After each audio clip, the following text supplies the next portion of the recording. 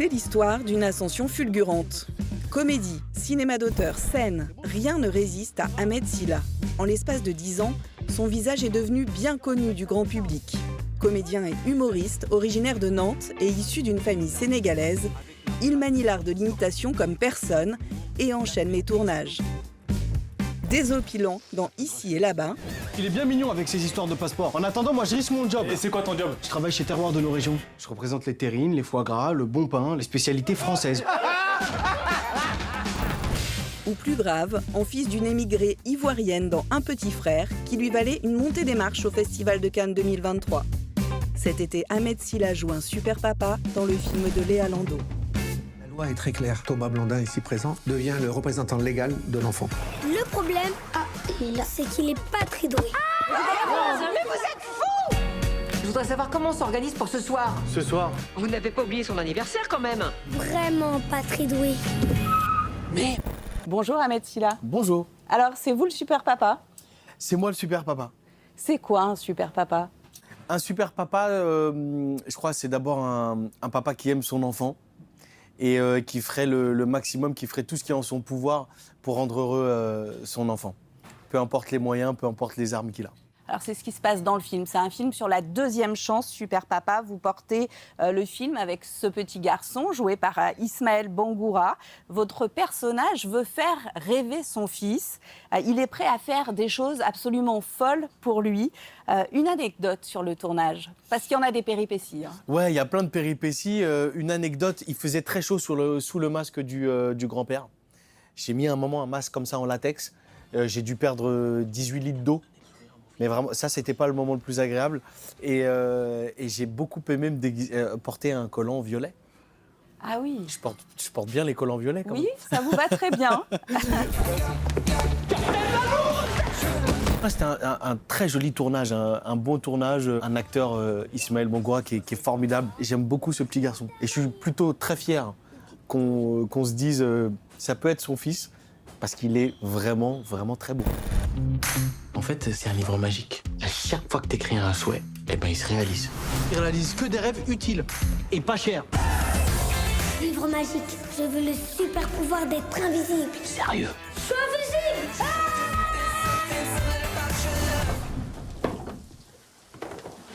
Tu frottes bien, hein?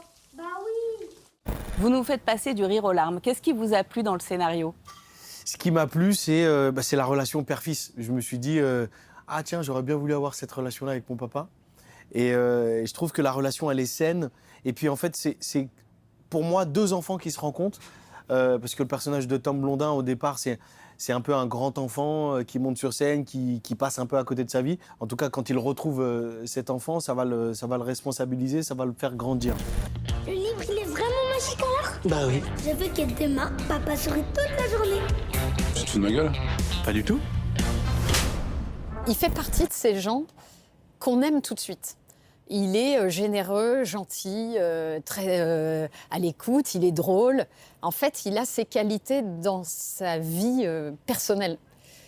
Ensuite, sur scène, c'est un comédien incroyable. Pour moi, c'était une évidence. Je le trouve super. Voilà, je suis juste allée chercher ce lien paternel qu'on n'avait encore jamais vu.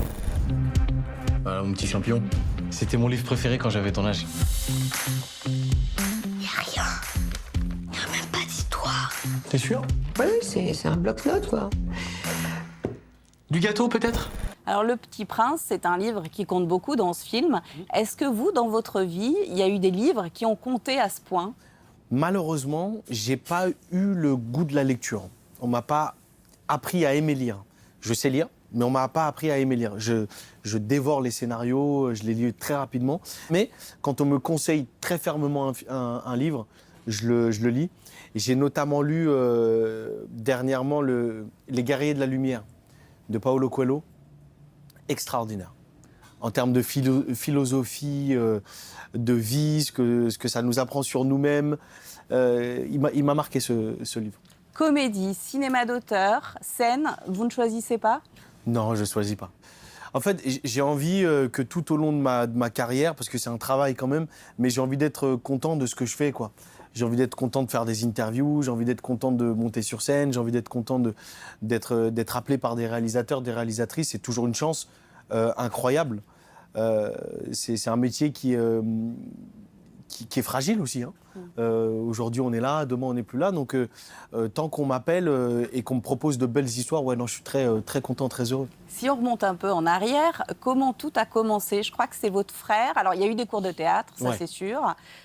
Et puis, votre frère poste une vidéo sur Internet à un producteur. Et puis, c'est une émission très regardée, c'est ça? C'est ça. Donc, je crée le buzz à l'époque sur Facebook. Il n'y avait pas encore Instagram, Snapchat, TikTok.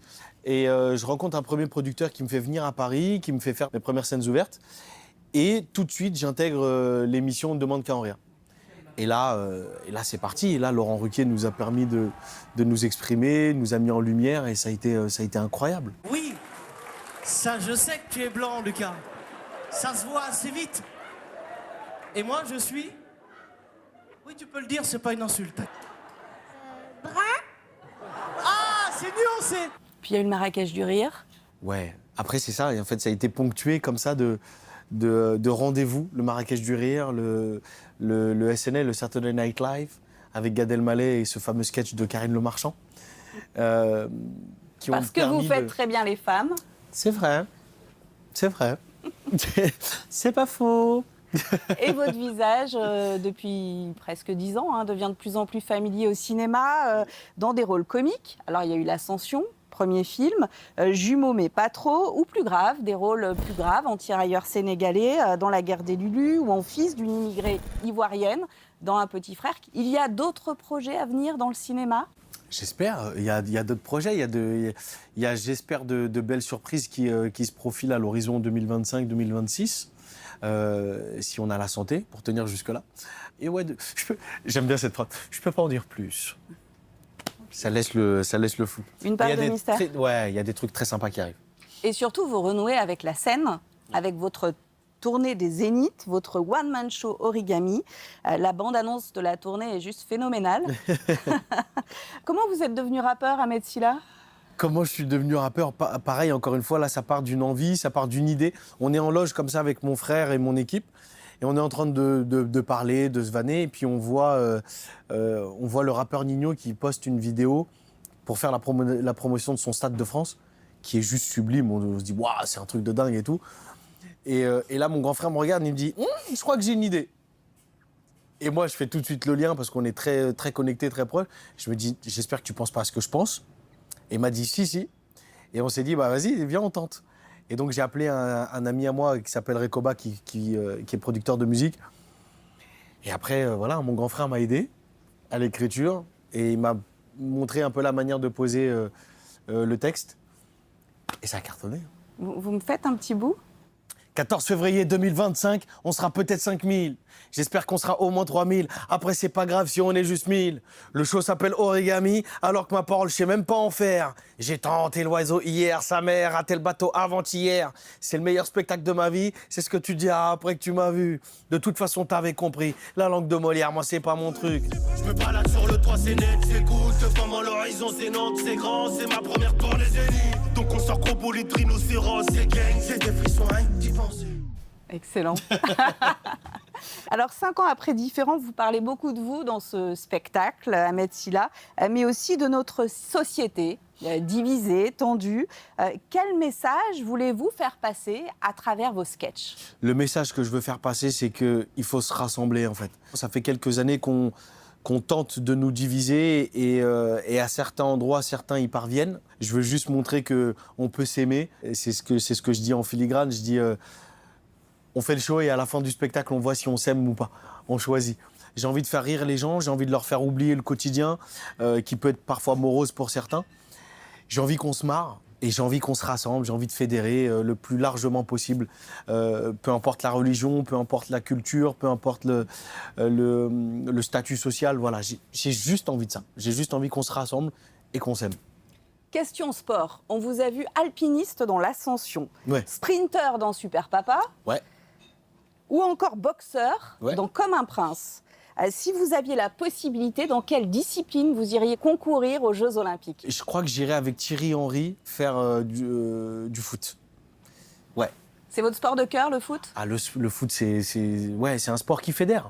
Alors, ça vaut aussi pour le judo avec mon ami Teddy Riner qui brigue encore une médaille olympique et j'espère qu'il va y arriver. Mais c'est vrai que le foot, c'est quand même à part. Ça rassemble des millions et des millions de personnes, on le voit. En fait, c'est des marqueurs d'époque, c'est des marqueurs de vie. On l'a vu lors des dernières finales qu'on a jouées et qu'on a remportées. Même quand on les a perdues, on était tristes ensemble et on était heureux ensemble. Et on s'en foutait de qui était qui à côté de nous et on partageait ensemble ce même bon moment, quoi. Et comme dans le film Super Papa, si vous aviez un livre avec ses pages blanches, un livre magique qui vous permet d'exaucer des vœux, vous choisiriez quoi? Je choisirais quoi? Alors, on me dira peut-être que je vis dans le monde des bisounours, mais je choisirais, en tout cas, j'écrirais qu'il y ait un peu plus de paix et d'amour en France et dans le monde. J'aimerais bien être invisible aussi, parce que je suis quelqu'un de curieux. Pour faire quoi?